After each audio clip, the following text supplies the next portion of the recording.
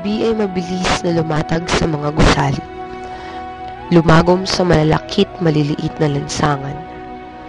Dumantay sa mukha ng mga taong pagal, sa mga taong sa araw-araw ay may bagong lunas na walang bisa.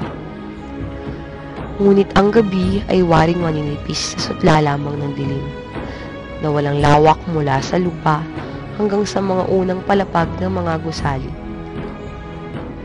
Ang gabi ay hindi napapansin ng 12 taong gulang na si Adong. Ngunit isang bagay ang may kabuluhan kay Adong sa Quiapo. Huwag lamang matitinag ang simbahan at huwag lamang mababawasan ang mga taong pumapasok at lumalabas doon. Dahil sa isang bagay na hinahanap sa isang marikit na altar. Sapagkat ang simbahan ay buhay ni Adong.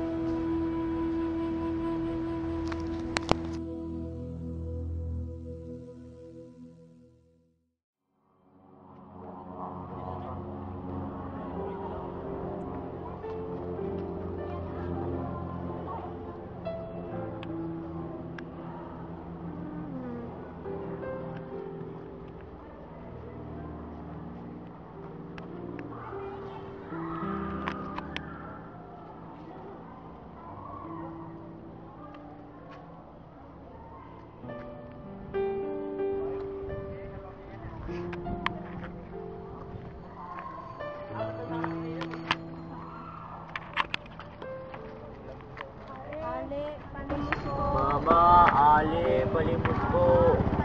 Mama, Ali, palimot ko. Alam ko lang, pinangsugal lang ng mga magulang nilang perang nakukuha nila sa panlilimos. At halos araw-araw, lagi siyang napapaiyak.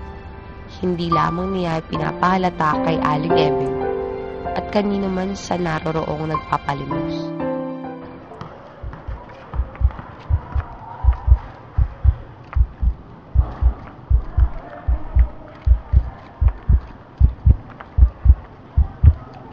Natin ng mga pera, pre.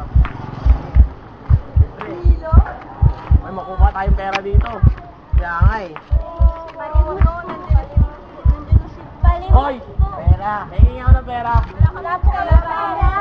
Anong wala? Wala pa Ano nasa kamay nyo? Wala po. Wala nga. Hindi po kami kumakain. Ano ngayon? Bigyan nyo nga yan. Kulit-kulit ikaw. Kayong dalawa. Wala po. Wala pa po kaming kita. Anong hawak nyo? Mama, Ali, palimos ko. Wala pa po. Wala pa kumakain. Hindi pa kami kumakain. Hoy, kaya doon, pre.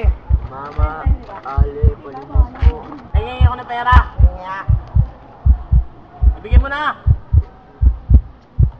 Ikaw, sa pera mo. Yung indita mo ngayon. Ba't ito lang? Wala pa kami kinikita masyado. Wala pang kinikita.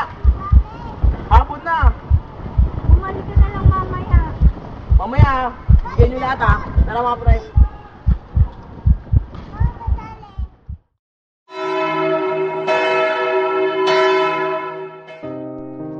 Ilang 5 bagol ang nalaglag sa kanyang palad.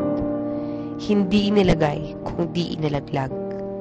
Sapagkat ang mga palad na nagbigay ay nandidiring mapadikit sa marurusing na palad. Nawari bang mga kamay lamang na manitipis ang malinis.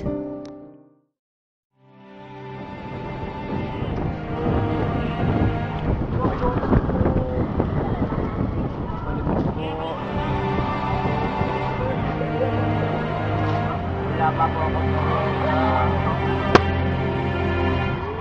Ayun na si Bruno! Sabihin mo lang ako. Ano naman na ba?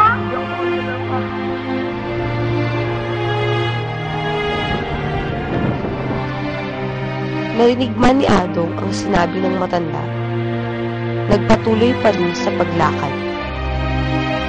Sa simula'y marahan. Ngunit na makubli siya sa kabila ng bakod ng simbahan, ay pumula siya ng takbo. At akala niya'y nawala na siya sa loob ng sinuot niyang mumunting iskinita. Sumandal siya sa poste ng ilaw dagitan.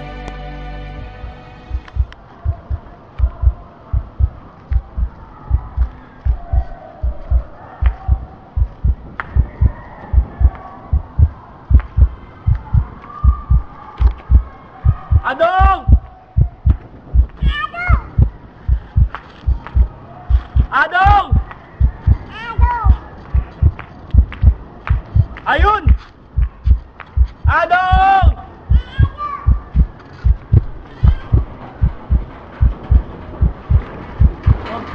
Wag po.